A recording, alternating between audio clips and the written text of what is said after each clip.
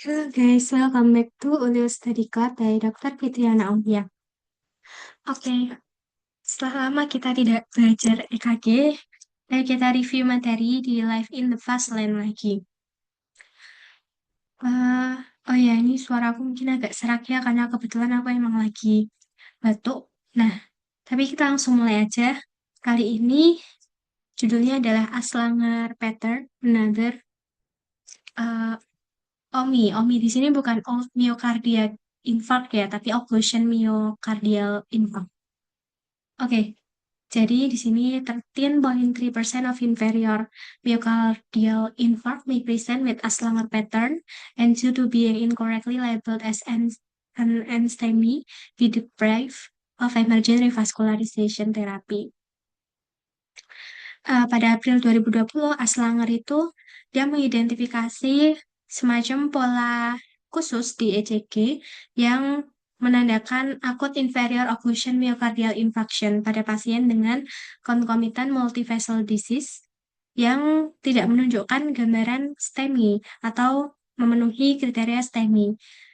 Nah, kemudian terus dia mereview gitu ya EKG dan juga angiografi finding dari 1.000 pasien NSTEMI dan 1.000 pasien kontrol tanpa myocardial infarct sama pada pasien dengan inferior STEMI pada periode waktu yang sama. Nah, kemudian terlihat bahwa ada ditemukan pattern atau pola yang dinamakan Aslanger pattern karena penemunya adalah si Aslanger et al. Ini ya pada pasien 6,3% NSTEMI patient yang dapat menjadi prediktor dari ukuran infak yang lebih besar dan juga memiliki resiko mortalitas yang lebih tinggi juga. Nah, kriterianya itu apa aja? Yang pertama adalah ada ST elevation inferior isolated, ada lead 3. Jadi di sini kita lihat di lead 3 ya. Ya, ini emang di lead 3 ini ada ST elevation-nya. Ini bisa dilihat.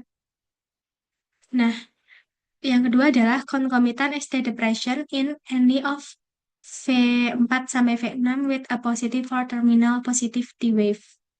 Oke, kita lihat pada lead V4 sampai V6.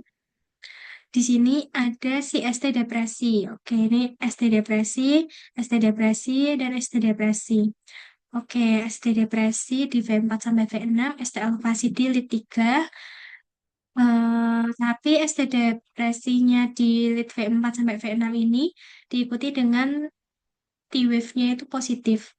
Kemudian ada ST segmen pada V1 lebih dari V2. ST segmen V1 lebih dari V2. Ini mungkin maksudnya kayak lebih tinggi kali ya daripada V2. Karena kalau dilihat ya emang V1 ke V2 ini dia sedikit agak meninggi. Nggak di J point-nya, ya kan? Oke. Eh, ini gambarnya ST elevation in 3, tapi nggak ada di any other inferior lead. Jadi emang dia tuh terisolasi di lead 3 aja, kemudian ST depresi di lead V4, V5, V6, tapi V2-nya enggak ya. Kemudian dengan positif terminal T-wave, T-wave-nya positif. Sama ST di lead V1 itu lebih tinggi daripada ST di lead 2 ya, benar. V2, sorry. Oke, di sini jelasin kenapa tidak ada contiguous ST elevation, kenapa nggak kayak continue gitu ST elevasinya. Hmm, in cases of limited inferior wall injury, the ST factor of inferior myocardial infarct localizes the area of infection and is typically directed inferiorly and rightwards. Oke, berarti kalau dia infarktnya itu cuma terbatas, dia akan cenderung areanya itu terlokalisir di area sekitar lead 3-nya aja tadi ya. Terus the ST factor of subendocardial in ischemia does not localize to the ischemia and regardless of involved coronary region directs to lead AVR. The resultant average ST factor directs rightwards, causing ST elevation only in lead 3 and IVR. Oke,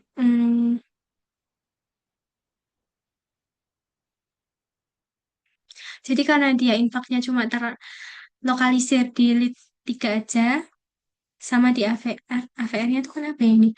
Does not occur ischemia as the factor, regardless of involved coronary region directs to lead AVR.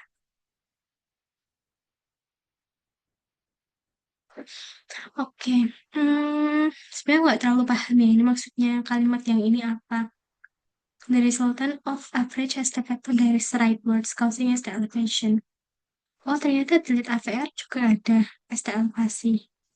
Iya sih, lead AVR juga. Oke, intinya pada kasus si Aslanger ini, dia tuh lokasi infaknya tuh spesifik, terisolasi cuma di lead 3 sama AVR aja. Nah, makanya nanti yang ada ST elevasinya itu ya cuma di lead 3 sama AVR aja gitu, nggak di keseluruhan lead inferiornya. Clinical significance. Concurrent multifacial disease predispose this patient to poor outcomes if there is delay time to emergent reperfusion, and prompt recognition of this potential occlusion myocardial infarct should improve outcomes. Identification of the culprit lesions at the time of angiography may be difficult if there is multiple critical stenosis, and this pattern would guide lesions supplying the inferior wall to be opened first. Limitations. The pattern was found to be present in 0.5% of patients without acute myocardial infarct, which may be a result of chronic change from a previous ischemic insult. Acute inferior myocardial infarction in the presence of previous infarction may also change the overall orientation of the lesion vector, causing a similar pattern. This is an isolated retrospective study and warrants a further analysis as a predictor of occlusion myocardial infarct that would be responsive to emergent reperfusion therapy. Oke, jadi intinya pasien dengan pattern yang kayak tadi itu, dia sebenarnya kalau nggak segera direperfusi bisa bakal punya outcome yang lebih buruk gitu. Nah, tapi masih perlu penelitian lebih lanjut ya, tentang analisis pattern ini sebagai prediktor dari occlusion myocardial infarct yang akan responsif atau enggak kepada terapi reperfusi gitu.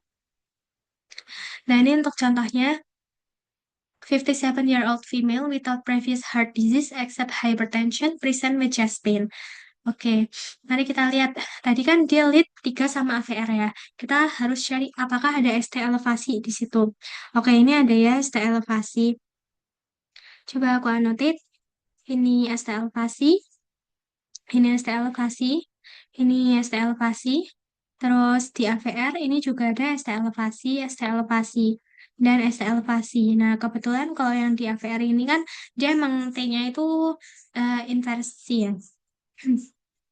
T-nya inversi. Tuh, nah terus setelah itu kita lihat di lead V4 sampai V6, kita akan temukan di situ akan ada ST depresi. Ini ada ST depresi, sedikit ya, walaupun nggak terlihat depres banget, tapi ini nah agak depres nih. Terus di lead V5 nih, dia depresnya lebih kelihatan daripada yang V4 tadi. Sama di lead V6. Nah, lead V6 ini dia juga mungkin ya satu kotakan ya untuk ST depresinya dari J point-nya. Oke, kemudian setelah itu kita lihat juga bahwa di V4 sampai V6 ini dia segmen T-nya itu dia upward atau positif.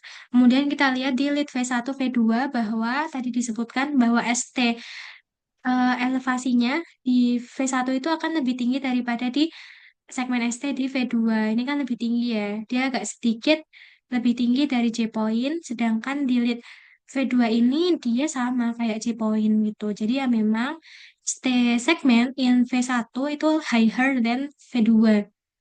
Oke, itu untuk fitur-fiturnya. Terus kita lanjut ke contoh. Oh, udah cuma ada satu doang contohnya. Oke guys, jadi sekian untuk si materi Aslanger pattern. Kita lanjut untuk materi lainnya di next video. Terima kasih, semoga bermanfaat ya.